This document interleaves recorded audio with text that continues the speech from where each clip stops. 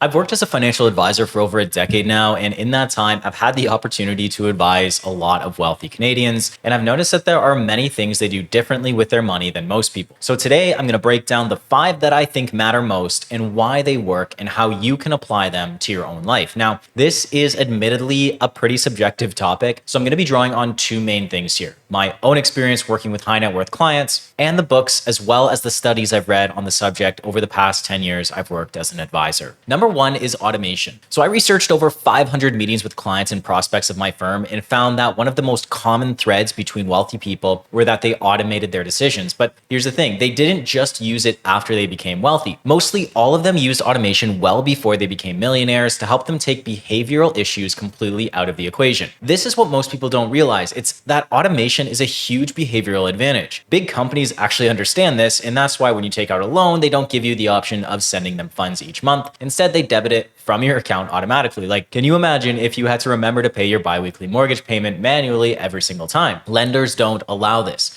because debt repayment issues would skyrocket. So we accept that fact on the debt side. Why not use it to our advantage when it comes to investing and actually building wealth? So there was actually a study done on automation and savings rates. It's called The Power of Suggestion, Inertia in 401k Participation and Savings Behavior.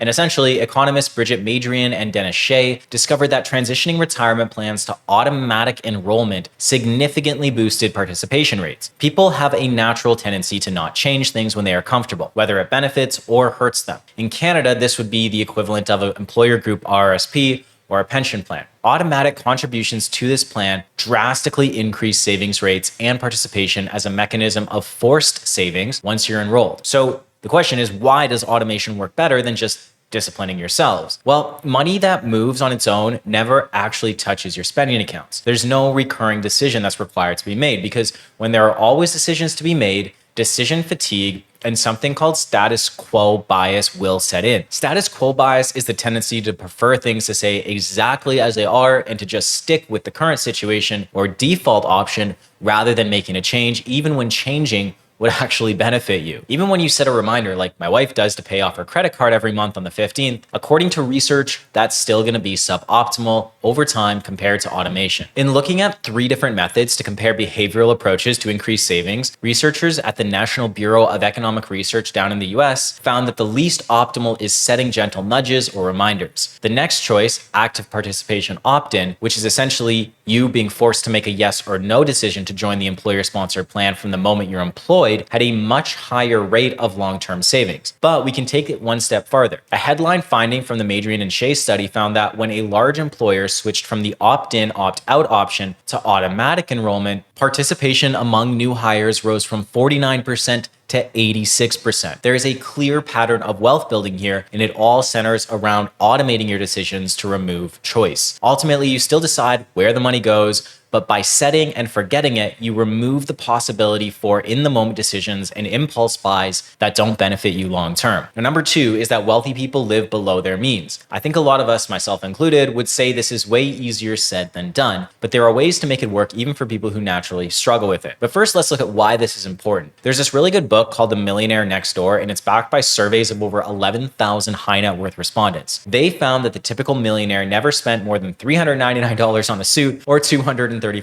on a watch. Now, I can tell you that I've actually violated those 2 rules. While this isn't a watch, it definitely costs more than $235, and I think I've spent like $600 on a suit. But here's the thing, these are averages, right? So some spent more, some spent less. They also drive older vehicles, and they basically live on less than 7% of their wealth each year. Okay, now because there are retirees baked into this sample size too, it's gonna present a bit of a different finding. But even when you adjust those numbers for inflation, it's just a really stark reminder that wearing a $2,000 suit or a $10,000 Rolex to your next business meeting isn't actually gonna do anything to grow your wealth. Now, maybe this sounds extravagant to you because you don't buy Rolexes or expensive suits, but everyone does have their own version of this, whether it's dining out, travel, or gadgets, and the data proves it. According to a 2023 study by Payments and Lending Club, they'd surveyed nearly 4,000 US consumers. More than half of people earning 6 figures were literally living paycheck to paycheck. That is lifestyle creep in a nutshell. In The Millionaires Next Door, the authors actually call this cohort the under-accumulator of wealth, meaning essentially they are accumulating vastly lower amounts of wealth than they actually should be relative to their income. So what do you actually do about it? Well, you can't control what you can't track. If you're in that group that makes really good money, but you have a hard time saving, your first step is to run a spending audit. You're going to pull up your bank statements, and you can honestly do this with AI, but if you do, please make sure that you scrub your name and account numbers. From there, upload CSVs of your last 3 months, and you're going to find out where you spent your money. I do this with my clients all the time, getting them to export a CSV of their transactions and analyzing it with them. It is incredibly eye-opening. Not only does this give you insight into subscriptions you aren't using, but it also puts into perspective overspending. I've had clients who had no idea they were spending so much money on food and were able to save thousands of dollars a year with some small changes. But knowing what to do isn't enough on its own. You also need an accountability partner. So whether that's your spouse, your financial advisor, or just a trusted friend, someone to hold you accountable on a monthly basis when it comes to those larger spending decisions is crucial.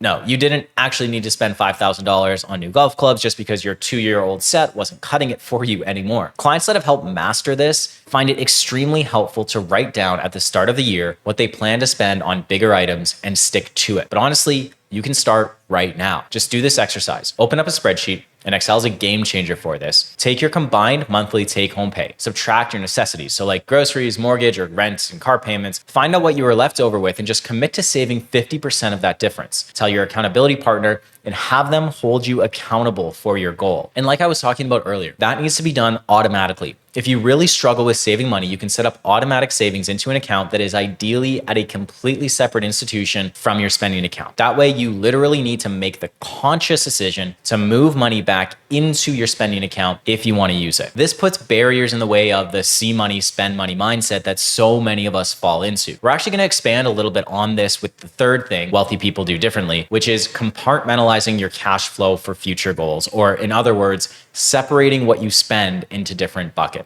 Dividing your money into labeled buckets is the practical application of something that Nobel laureate Richard Thaler describes as mental accounting. Because economically speaking, sure, a dollar is a dollar, but psychologically, we treat money for vacations a lot more loosely than we do money for our mortgage. So this is a behavior hack that we can really exploit to help us just gain complete control over our financial life. I like to think of this as just assigning a purpose for every single dollar before it's spent, because when you're actually in control of your dollars, you will be absolutely astounded at the confidence and the peace of mind that just comes into your life. There's actually another study done by the Federal Reserve Bank of St. Louis. It's called How Mental Accounting Shapes Our Financial Choices. And essentially, they explain that earmarking funds into dedicated accounts completely strengthens your follow through on your goals and curbs that impulse spending. Just because money that's committed to a labeled purpose suddenly feels off limits. I have clients earning north of $650,000 a year who pre-commit every dollar to specific goals, and it's a big part of how they became wealthy and why they're staying wealthy. You may think that feels restrictive, but what that actually does is it allows you to spend freely without the guilt of feeling like you're constantly overspending. If you struggle with this, here's an approach that has literally saved thousands of dollars from these costly behavioral mistakes. Instead of having your paycheck go into your regular spending account, where your mortgage and your monthly bills come out of, have it go directly into a savings account instead. I know this sounds weird, but hear me out. Once the money's in your account, you set up automatic transfers from your savings to your spending account just for your mortgage and your regular bill payments. And here's the key. Do not give yourself debit access to this account. That way, every transfer back to your spending account when you want to spend money needs to be a conscious, manual decision. But okay, what do wealthy people actually do once they've saved their money and are ready to invest it? Well, the answer here might actually surprise you, because it's really not about some secret portfolio that's reserved for the ultra wealthy. Number 4, wealthy people keep investments simple. And once again, this isn't specifically about finding the perfect portfolio or having some secret technical insight into picking the best stocks.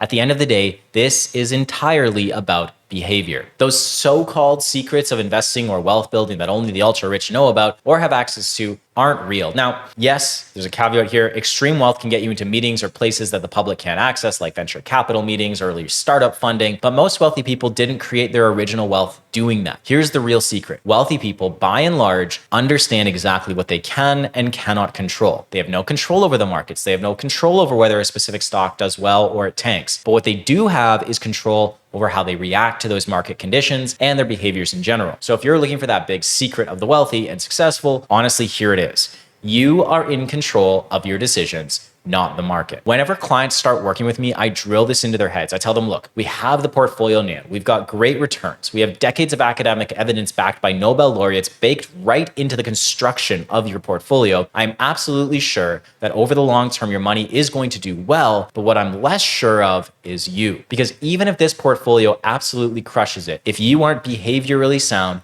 you could still lose money. Now, people love to think that they're going to buy low and sell high. Most of the people that come to me initially did most of their investing themselves. They were DIYers. And when I ask them about their approach to investing, it varies, but it's basically always some form of trying to buy low and sell high. But then I actually asked to see their client statements. And you know what? Most of them vastly underperformed just a simple, boring monthly buy and hold strategy. They essentially did the exact opposite of what they claimed they were trying to do. They bought when markets were going up purely out of FOMO, and then they panic sold when things were going down in an effort to not lose too much money. And look, they aren't alone in this either. Many times I've pointed to this study done by Dalbar. It's the quantitative analysis of investor behavior, and it consistently finds that the average investor actually earns substantially less than the funds they're invested in. And no, it's not because of fees. It's a behavior gap driven purely by buying high and selling low. In 2024, the average investor, according to Dalbar, returned 16.54%, which sounds great, right? Until you realize that the S&P 500 returned 25.02% in that same year. That 8% difference literally represented over $80,000 of lost growth to a prospective client who reached out to me last year when he finally realized something was off. So here is what we actually know about investing. And these two truths literally need to get tattooed onto our brains. Number one, investing has basically been solved. Most investors should just buy and hold a globally diversified low-cost index fund. And number two, time in the market beats timing the market. Wealthy people understand that they can't control the market, and they really don't care about short-term volatility. They understand that the biggest thing that will keep them from actually accomplishing their goals is their own behavior. So they do as much as they possibly can to just take the potential for behavioral mistakes completely out of the equation and keep things simple. Number five, the final thing wealthy people understand is that their absolute biggest asset is their earnings potential, or something we call human capital. And they focus their time, their attention, and their energy on just maximizing that. Over 50% of my clients are under 40. Most of them have roughly 25 to 30 solid working years left in their life, should they actually choose to work that long. Because if we do our jobs right, many of them won't even need to. But at the end of the day, they fundamentally understand that their biggest asset right now is just their ability to earn income. So if you're under 30 or over 30 and still haven't done this, then listen up. A huge mistake that I see a lot of young people make is focusing way too much time and attention on trying to get a good return on their portfolio while sacrificing time it takes to actually upskill themselves or investing that exact same time and attention on their career potential. If you have $50,000 saved, that's awesome. But honestly, investing time, money, and energy into learning something like options trading or day trading when you could have taken a marketing course, a coding class, or an executive leadership course is just insanity. Because let's say you get lucky, right?